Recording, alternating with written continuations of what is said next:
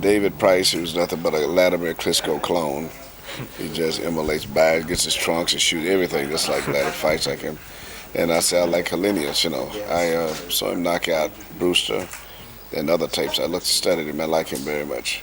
So I would just take the fight with Chisora out because that I believe he did have an injury. He's a good fighter, and if he heals up good, he may be the best of all of them. And Tyson Fury, I think those are Okay.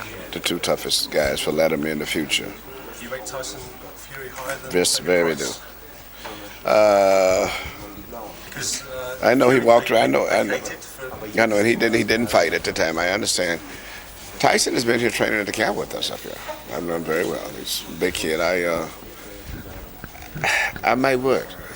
I think technically Price is a much better fighter, but it's a certain toughness inside of Tyson Fury. Don't ever mismake Tyson. Everyone says he's awkward, he's just that. But I know him personally. He's lived with me in my home too. And he stayed with me, and I've trained Latimer. I've had them all together. He is maybe the toughest. And then I've got Linus and David pretty much even. Tyson, he's a traveler. He moves, he goes, he trains with his uncle. I still keep in good contact with him, but I don't know if he knows what he wants to do yet. And I think one of the things when he was here, he knows that in the future one of his biggest fights would be with Latimer. So I think that's been the biggest problem. If I was not with Latimer, I'm quite sure I would be training him. But but that's probably what. And then I can understand his logic too. how impressed were you by the way he's changed to southpaw against Rogan? Fury's last fight. He changed to southpaw. He fought the whole fight as southpaw. That's what people know. He's a very coordinated kid. And he still has that certain big kidness in him, and that's what's his asset. He has no fear of anyone, though. And he's the only talker that I can actually say that I've known in boxing that could speak. If Ali was alive and they was fighting each other, Ali would not out-talk him. They would be he would talk on the same level, and Ali would maybe be talking. And sing, of course, because he's and he can sing. Yeah, he sang. Yeah, he was at my house singing all the time. He was singing all the time. He went out and bought an iPad, which I convinced him to get, and then he started recording and stuff. He's quite a character. But and a lot of people say he's clumsy. He's a big kid, but don't ever take him lightly. He's the biggest threat, I think, in terms of just playing talent-wise against him. But the biggest marquee fight is Chisora. And somewhere David and Price and Linus and all those guys, they all get caught up in the same, there's nothing that special there. It's just always a lot of mystery of what's going on in his life and decisions he makes. And even with me, and I'm fairly close. But I don't try to figure him out. So I just, never know what he's going to do. But the one thing I know, he can fight, and he will fight, though. And he has no fear. And he's the type of guy that when he was at the gym, he'd box sometimes. The whole workout just left-handed, then right-handed, and he may clown around and box. And it was amazing when we were here. He would outrun almost everybody. Big as he is, he ran with all of the little guys, and I was surprised. He outran all of them. He boxes with all of the guys, whether 110, 250, he don't care. So he's the type of guy that you can never underestimate, though. In fact, I guess you've all saw this on the internet before, too. This is him down. That's down at the Crunk Gym with Tommy Harris. He was down at the gym. I didn't realize it. In fact, we have a big bag we put up just for him, Tyson's bag. And it's big. Some more pictures with him here. This is at the... This right here, this is, you saw this on the internet, everyone saw that. This is him and Latimer. You saw it, him and Latimer, Andy, and all of us here. He was up here training with us here. So I spent quite a bit of it. He's a kid that don't ever underestimate him, though. Just the same way that he beat Chisora, he may do that to anyone. I would say the best talkers that I have ever dealt with in my life, I would say with Ali, we was raised up like together. In fact, we trained together. The year best before he won the title, I was a national champion. It's a long story there. But anyway, Ali, Tyson Fury, Princeton Seymour Mead, those are the best talkers ever. And then to deal with those guys would be hard, to beat, because they talk very fast, very smart. But if it did happen to come down to that, Tyson gets 1 or 2 wins and he gets the microphone, he could build a big fight. So that he was in Detroit with me, and this is typical Tyson Fury, you get an idea of this person. He calls up, it says, this is Tyson Fury, it's Andy's cousin. I'm thinking about getting a trainer. Got a fight coming up in Quebec City. And I said, well, okay, we'll talk about it. He said, well, okay, I'll call you in a few days and let you know if maybe I can come over and we can talk. Boom. Then the very next day I'm in a restaurant eating. My nephew say, Uncle, there's a guy down here, a gym, big tall kid named Tyson. What? I said, he says, yeah, he's just got a bag on his shoulders. And I said, how do you even find it? Is Tyson Fury? I said, yeah. And I said, well, tell him to get a taxi, come here, I'll meet him at a restaurant. So he comes to the restaurant, he comes in a very nice Italian 5-star restaurant. Comes in there, in about 10 minutes, everybody knows him. He's big as bag, he's talking to every very charismatic person. I couldn't believe it. So I said, well, just ready to stay at my house out of town, hotel. I thought you want to call me back. He said, I just thought about it and changed my mind. I just would have jumped on a plane. But that's the way he is. And so the next day, I carried him to an old place where old black people. The guy that asked me, I used to go there often to hear them. They'd be singing that old Motown, and all of the guys used to be in those groups that are like retirees now. But they meet at a certain place on every Tuesday night called Mr. Mike's.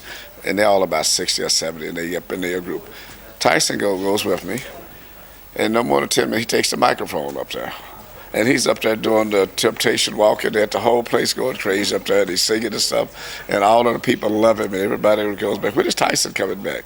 We go the next day to a political fundraiser I go to, the guy helping raise it.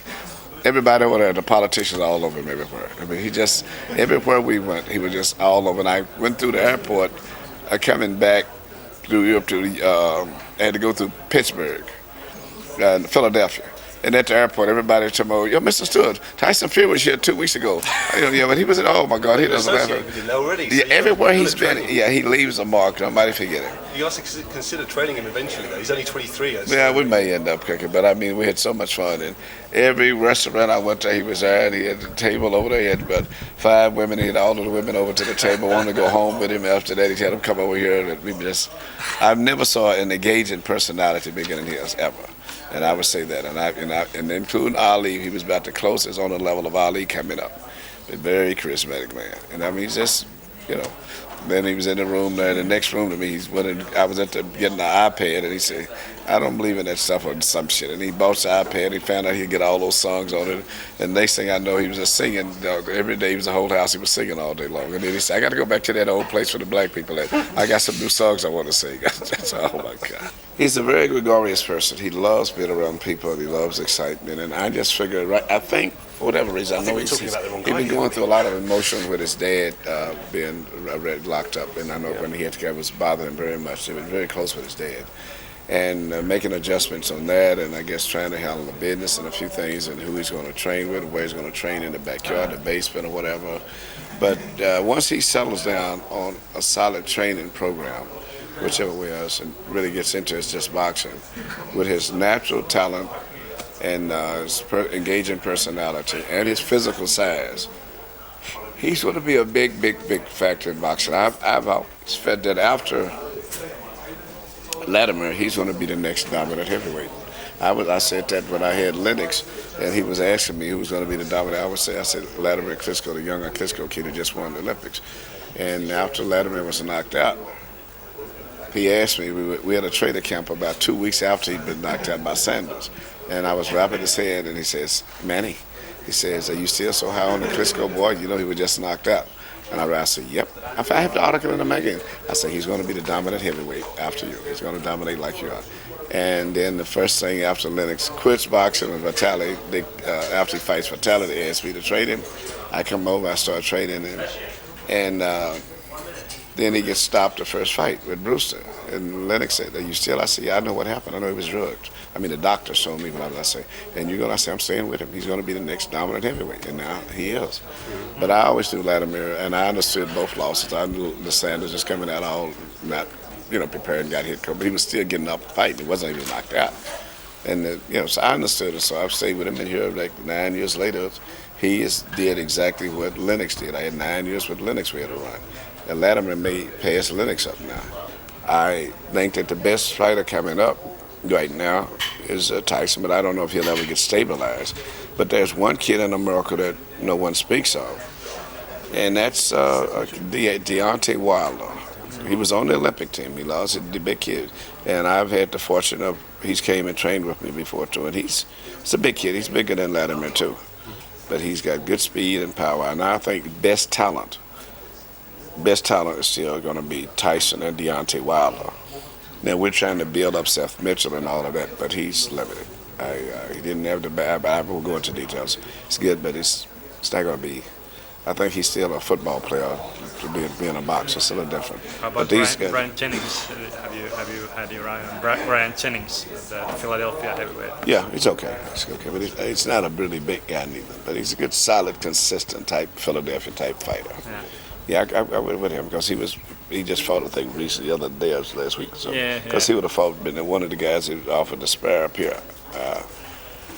But those are the guys that I think are the best to me coming up. But I think the big draws, the big attractions, the David Price is extremely talented technically, but I just don't know inside if he and Helenius are as tough as those guys are. To be the heavyweight champ of the world, you have to be mentally a tough guy. You have to be a mean side of you too. You can't.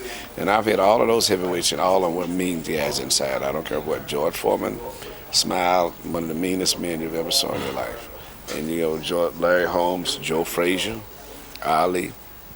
And the reason the Klitschko's are so successful, they're some tough guys. They might polite, the education, the great looks and stuff. But Latimer, and I know him personally, and he'd come back and tell me, I'm kicking this motherfucker's ass. I've got to get trained. I mean, it's a mean side of him, that's the little dark side that him and Vitali both have. And that's why they have dominated over the David Hayes and all these guys. They don't break down, and they break guys down mentally. Both of them, look at their hobbies. They go out like wild kite surfing. They like dangerous stuff. Motorcycles, they got a big motorcycle. So there's a little wild side of them. But these nice, intelligent, passive guys are nice, but somewhere the champions of the world are always guys who are really mean inside.